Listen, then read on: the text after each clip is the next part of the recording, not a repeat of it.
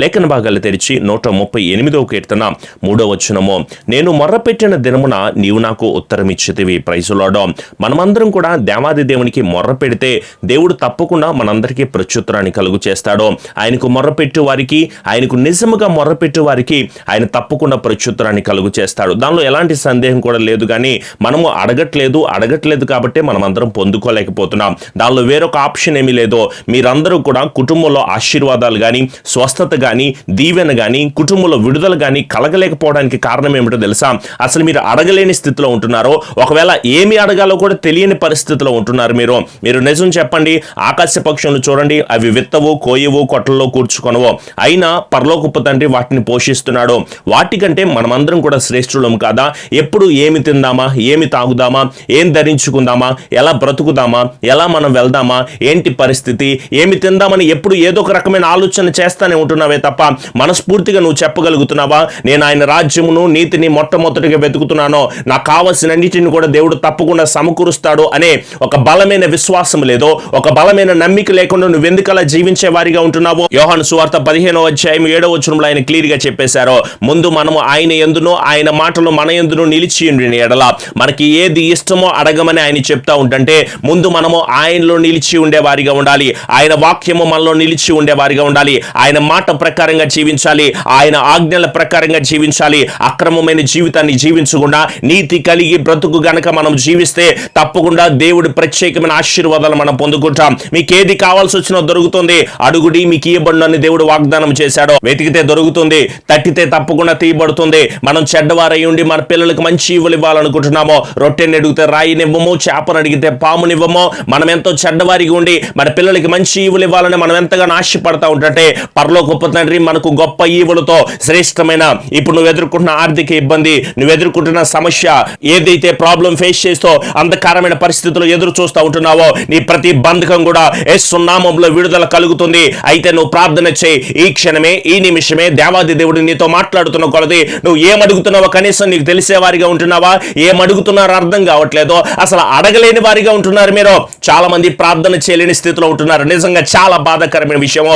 ఈ క్షణమే నువ్వు మోకరించి ప్రార్థన చేయి. పాపంలో ప్రాయశ్చిత్తం పొందాలంటే ప్రార్థన చేయాలన్న విషయం తెలుసుకో. నువ్వు పాపం చేస్తూ ఉంటున్నావు, పాప సహితమైన కార్యాలు చేస్తూ ఉంటున్నావో, పాపుల ప్రార్థన నేను ఆలకించనని చాలా క్లియర్ గా చెప్పేస్తా ఉంటుంటే దేవుడు నీకు ఎందుకు సమాధానం ఇస్తాడో? నువ్వు పాపి సహితమైన క్రియల్లో జీవించే వారిగా ఉంటున్నావు. దయచేసి మీరందరూ కూడా ముందు మీ పాపాలను ఒప్పుకోవడానికి ప్రార్థన చేయండి. మీరు మీ హృదయాన్ని శుద్ధి చేసుకోవడానికి ప్రార్థన చేయండి. దేవుని పరిశుద్ధాత్మతో మీరందరూ కూడా నింపబడండి. రక్షణ అనుభవంలోకి మీరు రండి. ఎన్నో దురాత్మ శక్తుల చేత, ఏ కోపమని, అసూయని, అనుమానమని, లోక సంబంధమైన భయంకరమైన విషయాల చేత మీరందరూ విడుదల లేకుండా ఉంటున్నారో, అపవిత్రమైన జీవితాన్ని జీవించే వారిగా ఉంటున్నారో, దేవుని కృపను వదిలిపెట్టేసి, విడిచిపెట్టేసి లోక సంబంధమైన విషయాలకి, ఈ సినిమాలే బాగున్నాయి, ఈ సీరియల్లే బాగున్నాయి, ఈ డబ్బే బాగుంది, ఈ లోక జీవితమే బాగుంది, ఈ లోకంలోనే నేను జీవించేస్తా ఉంటున్నాను అని చెప్పేసి భ్రమ పడతా ఉంటున్నారు. చాలా జాగ్రత్త. ఈ లోకము ఏ ఒక్కరికి కూడా శాశ్వతము కాదో. ఏదో ఒక రోజు మీరైనా నేనైనా వదిలిపెట్టి వెళ్ళిపోవాల్సినదే. శాశ్వతము కానీ ఈ లోకం గురించి మీరందరూ ఎందుకు ఆలోచన చేస్తున్నారో ప్రార్థన చేసి వీటన్నిటిని వదిలిపెట్టండి. అడిగితే దేవుడు తప్పకుండా, మొర్ర పెడితే దేవుడు తప్పకుండా నీ కుటుంబాల కార్యాలు జరిగిస్తాను అని ఆయన తెలియచేస్తా ఉంటున్నప్పుడు మీరు ముందు ఏమడుగుతున్నారో తెలియట్లేదు. అయితే కొంతమంది ఎలా అడగాలో కూడా తెలియట్లేదో. మీలో చాలా సమస్యలతో ఉంటున్న వారు ఉన్నారు. ప్రతిరోజు కూడా ఫోన్ చేస్తూ, అన్నా నేను ఈ సమస్యతో ఉన్నా, ఈ బాధతో ఉన్నా, నా కుటుంబంలో ఈ వేదన ఉందన్నా, అనారోగ్యంతో బాధపడుతున్నాను, నా కుటుంబంలో ఎన్నో రకాల సమస్యలు ఉన్నాయి, అవమానాలు పొందుకుంటున్నానన్నా, నిందల్లోనే వెళ్తా ఉంటున్నాను, శ్రమలు నా జీవితంలో వస్తున్నాయి, గర్భఫలాలు లేవన్నా, వివాహాల కోసం ప్రార్థన చేయండి, పిల్లలు పాడైపోతున్నారన్నా, అందరూ అనాథగా నేను బ్రతుకుతానున్నా అని చెప్పేసి ఎన్నో రకాలైన సమస్యలు, ఎన్నో రకాలైన వేదనతో చక్కగా తెలియజేస్తా ఉంటున్నావో, అయితే నువ్వు చేయవలసిన ఒకే ఒక విషయం ఏమిటో తెలుసా? దేవుడు తప్పకుండా కార్యాలు జరిగిస్తాడో. ఆయన తప్ప ఇంకొక ఆప్షన్ అనేది లేదో. ఆయనే కార్యాలు జరిగించడానికి సమర్థత కలిగిన దేవుడని నువ్వు విశ్వాసంతో అడుగు. ఇది జరుగుద్దంటావా, ఇది అవ్వుద్దంటావా, దేవుడి కార్యాలు చేస్తాడంటావా అని రెండవ మనసు రావడానికి అవకాశం ఉండకూడదు. మీరెవరు కూడా సందేహించే ఆత్మతో దేవుని అడగొద్దు, అనుమానపు ఆత్మతో మీరు అడగొద్దు, అల్ప విశ్వాసంతో మీరు అడగొద్దు, అపనమ్మికతో మీరందరూ కూడా అడగొద్దు. మనము ఏదైతే అడుగుతున్నామో దాన్ని మనం పొందుకొని ఉన్నామన్న బలమైన విశ్వాసంతో మీరు అడగండి. దేవుడి మీ పట్ల కార్యాలు జరిగిస్తాడో. ఆయనే తప్పకుండా ప్రతి ఒక్కరి పట్ల, అడుగుతున్న ప్రతి ఒక్కరి పట్ల, ప్రార్థన చేస్తున్న ప్రతి ఒక్కరి పట్ల, వాక్యం వింటున్న మీ అందరి పట్ల కూడా దేవుడు తన కృపనిచ్చి తప్పకుండా నడిపిస్తారో. ఈ క్షణం నుంచైనా సరే మీరందరూ కూడా ప్రార్థన చేయండి. యేసు నామములో మనం ఏది అడిగినా సరే తప్పకుండా మనం పొందుకుంటామో. ఈరోజు మీరు అడుగుతూ ఉంటున్నారు, పాస్టర్ గారు నేను దుఃఖములో ఉన్నానండి, బాధలో ఉన్నాను, కన్నీళ్ళలో ఉన్నాను, కష్టంలో ఉన్నాను. నువ్వు చెప్తున్న ఏ సమస్య కూడా ఇక మీదట ఉండదో. ఈ రోజు మీరు పడుతున్న ప్రతి కష్టము కూడా కేవలం కొంతకాలమే, నువ్వు పడుతున్న దుఃఖము కూడా కొంతకాలమే. దేవుడు నీ వేదనను చూస్తూ ఉంటున్నాడు, గొప్ప దీవెనగా మారుస్తాడు. దేవుడు నీ దుఃఖాన్ని చూస్తూ ఉంటున్నాడు, సంతోషం ఇచ్చి నడిపిస్తాడన్న విషయాన్ని నువ్వు మర్చిపోవద్దు. అప్పటి వరకు కూడా సాక్ష్యాన్ని నిలబెట్టుకో, అప్పటి వరకు వాక్యములు నువ్వు జీవించో, అప్పటి వరకు దేవుని పనులు నువ్వు ముందుకు సాగుతూ ఉండో. నీ ప్రార్థన జీవితాన్ని నువ్వు వదిలిపెట్టుకో, విశ్వాస సహితమైన భక్తిని చేస్తూ నిజమైన పరిశుద్ధత కలిగిన జీవితాన్ని నువ్వు జీవిస్తూ ఉంటుంటే, ఆయన బలిష్టమైన చేతుల కింద మనమందరం కూడా దేన్న మనస్సు కలిగి మనమందరం కూడా జీవిస్తూ ఉంటుంటే, ఆయన సర్వోన్నతుడైన కృప మనందరికీ కూడా ఎల్లప్పుడూ కూడా తోడై ఉంటుంది. నాకు తోడై ఉన్నది, నేను అనుభవించినది, నేను దేవుని కృపలో ఎదుగుతున్న స్థితినే ఈ రోజు మీకు నేను ప్రకటిస్తూ ఉంటున్నాను. ఆ సర్వోన్నతుడైన దేవుని పాదాల చెంత కూడి అడుగుతూ ఉంటున్నప్పుడు దేవుడు తెలియజేసిన శ్రేష్టమైన మాట, మీరందరూ మొర్ర పెట్టుకుంటే, మీరందరూ నిజంగా మొర్ర పెట్టుకుంటే, మీ హృదయముతో ఆయన్ని అడిగితే ప్రతి ఒక్కరి మొర కూడా ఆలకిస్తాడో. ఆయన ధనవంతుల మొరనే లేకపోతే దేవుని తెలుసుకున్న వారి మొరనే ఆలకిస్తాడా? కాదో. మీరు కూడా మొర పెడితే దేవుడు తప్పకుండా మీ మొరను ఆలకించే దేవుడై ఉన్నాడు. అయితే మీరు అడిగిన దాన్ని పొందుకొని ఉన్నారన్న విశ్వాసంతో మీరు అందరూ కూడా అడగండి. దేవుని ఆత్మ మీకు ఎల్లప్పుడూ కూడా తోడై ఉంటుంది. దేవుడు మీకు పూర్తి శక్తిని ఇస్తున్నాడు, పూర్తి బలాన్ని ఇస్తున్నాడు. పూర్తి నమ్మికను కలిగి మీరు ఉండండి. ఒకవేళ బాప్తిసం తీసుకోకపోతే ఈ క్షణమే ఆయన నిజరక్షకుడిగా అంగీకరించండి. అంతము సమీపిస్తూ ఉంటుంది. మనమందరం బాధకరమైన పరిస్థితుల్లో వెళ్ళిపోతూ ఉంటున్నాము, దుఃఖభరితమైన జీవితంలోకి వెళ్ళిపోతూ ఉంటున్నాము. రాకడ సూచనలు చేస్తూ ఉంటుంది.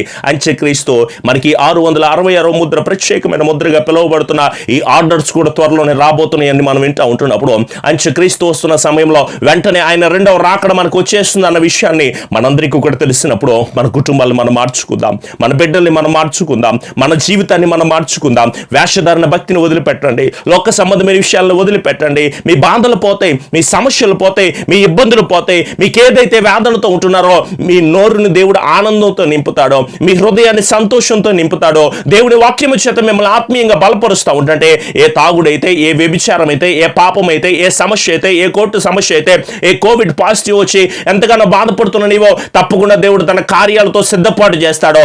అయితే నువ్వు భయపడవలసింది ఒకటి, ఆయన రాకడ వచ్చినప్పుడు ఒకవేళ ఎత్తబడలేకుండా ఇక్కడే ఉండిపోయారనుకోండి, ఇంతకంటే దయనీయమైన పరిస్థితి ఎవరికి ఉండకూడదు. అందుకే మీకు నేను బాధతో ప్రతిరోజు కూడా తెలియజేస్తూ ఉంటున్నాను, నాన్న ఈ లోకం శాశ్వతము కాదు, మీరు అడుగుతున్న ఏది కూడా శాశ్వతము కాదు. నిజమైన శ్రేష్టమైన నిత్య రాజ్యం కొరకు మీరందరూ కూడా సిద్ధపాటుని కలిగి ఉండండి. ఏకీభవించి ప్రార్థన చేద్దామా? కృపాసత్య సంపూర్ణుడా, మా గొప్ప దేవా, నీ పరిశుద్ధమైన, నీ ఘనమైన, నీ శ్రేష్టమైన నామాన్ని బట్టి మీకు లెక్కలేని స్తుతులు, స్తోత్రములు నాయన.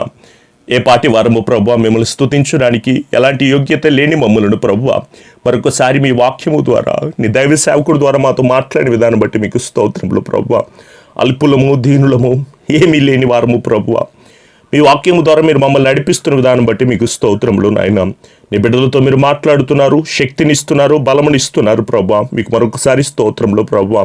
వైద్యులకు, పోలీసులకు, కార్మికులకు, ప్రభుత్వాలకు మంచి జ్ఞానాన్ని మీరు అనుగ్రహించారు నాయన. ఎవరైతే ప్రార్థనలు ఏకీభవిస్తున్నారో వారి ప్రార్థనకు తగిన ప్రత్యుత్తరాన్ని మీరు దయచేయండి నాయన.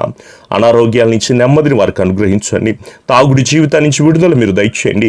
వ్యభిచారమైన మనస్సు నుంచి, పాప సహితమైన జీవితాన్ని నుంచి ప్రతి దురాత్మ శక్తిని యేసు నామములో విడుదల మీరు దయచేయండి నాయన.